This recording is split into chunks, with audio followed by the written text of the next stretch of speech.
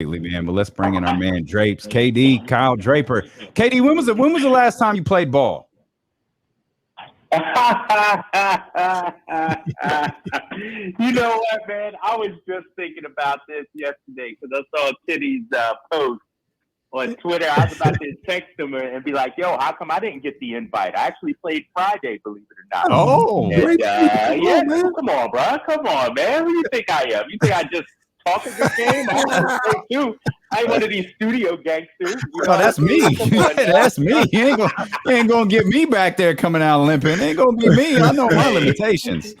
I tell you what, though, man, I'm the kind of ball player, though. It takes like a week to fully recover, so I'm struggling right now. I'm gonna keep it real with y'all. My back is hurting. Oh no! I'm about to put on. So no, but I got to get my way back into playing shape. You know what I mean? Once I get into playing shape, I'll be good. Absolutely. When we have the Sacramento media All-Star game, I got to make sure Drapes is on my team. That's mandatory. Seriously, man, because I saw your post. I'm like, Kenny out there hooping like that? Where's my invite, yo? That's crazy. We're going to make it happen. We're going to make it happen, Drapes. We got to get my man out here for sure. Better have that Doug Collins mentality. Everybody get Kenny the ball. Everybody get the F out the way. He all about getting buckets, though. That's what it is, man. Okay. That's what it is. That's my job. I understand my role. You know what I'm saying? That's really what it comes down to. I hear you, man. I'm the screen setter. That's my role. There you go. Yeah. KD, first thoughts on Keegan Murray. First impressions. I'm gonna keep it real with you, and that's what I always do. I woke up draft morning. And I was thinking, all right, Jaden Ivey's my guy. Then I was thinking, I was even looking at a sleeper like Ben Mathurin. I was like, man, maybe, I like his energy. I like his motor. Same thing with Jaden Ivey. I just like, the passion with which they play. But then I started to look at it, and I looked at, all right, who's the guy that can come out and help you right away? Who's the guy that can play alongside De'Aaron Fox? And alongside Sabonis. And I was listening to your show driving into the draft party. And you know what? Just like you, Damian, my mind got changed. I said, you know what? The more I look at Keegan Murray, why am I not impressed with this guy? A 6'8" guy that could shoot 40% from three. A guy that averaged 23 and close to 9 rebounds. Like, I know he's not the sexy pick or the flashy pick, but this could be a guy that could average 15 to 20 for the next 10, 12 years. And, he may not be MVP, but I think right now this team, you're trying to win, man. And I know Monty said there's no mandate to get into the playoffs or anything like that. But if I'm the Kings, this has to be the year. No more excuses. And I think this guy can come in and help you right away. I agree with you, man. And I look at what Keegan Murray does out there effectively, the position that he plays. And I know it's been said ad nauseum, but he seems like a seamless fit. He seems like the guy that you can play right now. And with all due respect to, the Trey Lyles and the Chimezie Metus, he comes in there and he upgrades that 4 position immediately with his skill set and what he's able to do. And that's before we get into, if he has some type of connection with Sabonis or Fox and they really take that connection up to another level. I just think it's a great fit having him on the squad. No, I agree. And, we talk about Harrison Barnes and, let's be honest, could this be Harrison Barnes last year? So who's a guy that can fit in there? Who's a guy, I always thought, especially the last couple of years, a backup to Harrison Barnes is something these guys truly lack, truly miss. And I think Keegan Murray can be that guy. I'm not saying, he's going to come off the bench or anything. He could wind up being a starter by season end. But, they need somebody that can space the floor, which he's proven he can do. And let's keep it real. His basketball IQ, his work ethic, that's what people rave about. I think that's what this Kings team needs also. Somebody that knows how the game of basketball is played, that's not just out there running with their head cut off like a chicken. You know what I mean? This guy understands the game of basketball. Yeah. 30 wins, KD, was embarrassing last year, and you had to watch every single one of those up close and personal. One thing Kenny and I have been trying to figure out over, the last week and some change, and something we really dove in today is is this roster really a 30-win roster, or did they just, for a variety of different reasons, underachieve last year? No, come on. We all know they underachieved, right? I mean, I think we can all agree on that, right? I mean, the fact that you got a team with De'Aaron Fox, who was coming off a 25-point per game season, and the way he started those first 3 months, I mean, think about it. In the month of December, they had 10 of their 15 games were at home, and I think they went 5-10 that month. That was the month where you should have banked up some wins. Yeah, That should have been a 12-3 month. And so, really, if I'm being honest with you guys, I feel like the season was lost in December. Mm. You know, if you bank some of those wins, then you're in the play-in tournament. And so, I think, you know, a 30-win team, when you look at it, and I'll have to crunch the numbers, but statistically, in terms of winning percentage, they may have been worse last year than they were the previous year. And the roster, to me, was, you know, infinitely better. And so they were an underachieving team. They lost like big leads at home. They lost a lot of games that they shouldn't have lost at home. And it's like the old adage, like you can't win a title or win a playoff spot in December, but you sure can't lose it. That's a great point by you. I thought that put them so far behind the 8 ball. They were never able to recover for the rest of the season.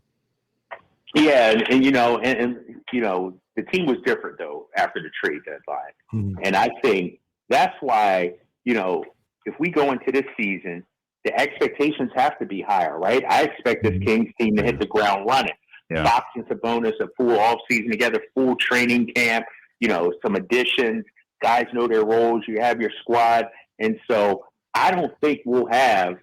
At least we shouldn't have a month like December where you're 5-10, all those home games.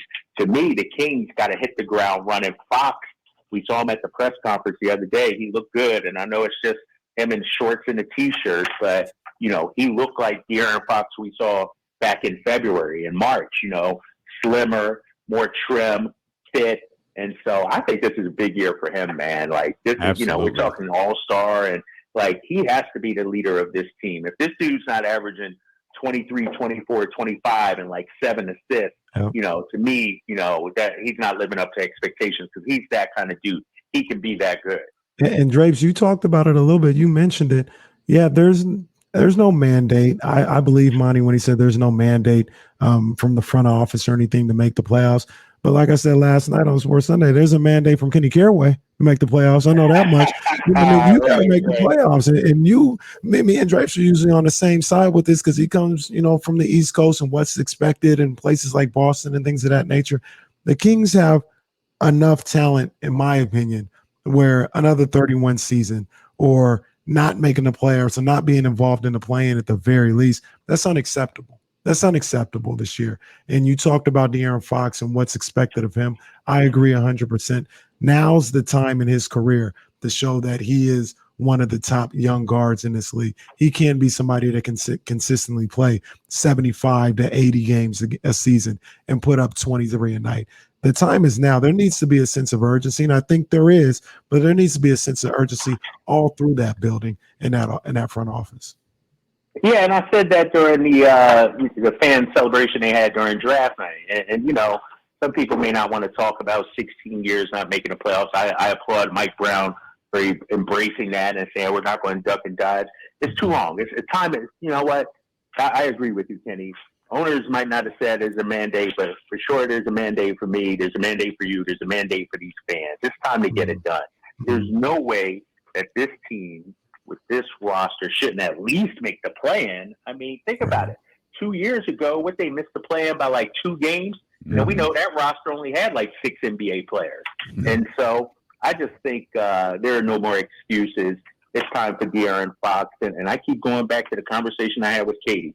You know, my first year or early in the season, when you look, if you're De'Aaron Fox and I'm watching Donovan Mitchell and I'm watching Jason Tatum and I'm watching Bam Adebayo, I'm watching all these guys from my draft class putting in work, getting recognized nationally, that got to make you feel a certain way, right? That should bring out the hunger in you. And I think it will, De'Aaron Fox, man. I'm excited because we know Sabonis is going to bring it. We know Davion's going to bring it, and I got a good feeling De'Aaron's going to have a full season of top-notch play. You mentioned his name a minute ago. You got to spend some time with us after his press conference. Mike Brown know how to win a room, don't he? Oh, he won the press conference, right? I spent time with him at, we had a couple of season ticket events and things, and every time, man, he won over the room. And, he's the kind of guy, and I know he didn't win as a head coach, but think about it. He made it to the finals as a head coach. He's won titles as an assistant. He's coached Tim Duncan. He's coached Steph Curry, Kobe, LeBron. I think when he walks into the room, that carries a certain amount of weight, a certain amount of cachet with these players. And so I think he gets it. And, it's sort of like, almost kind of like Jason Kidd, where, things don't go quite right as a coach early in your career. You learn, you improve, and then you come back, and this is like the second phase of his head coaching career. And I think Mike Brown will be even better, man. So I'm excited, no doubt. Yeah, and there's a certain level of you mentioned it just a little while ago about how he didn't shy away from what's going on here in this organization and going on in the city as far as not making the playoffs. And I think that's the best course of action. Like, you can't act like it's not there or it doesn't exist. That is part of the story of being with this franchise.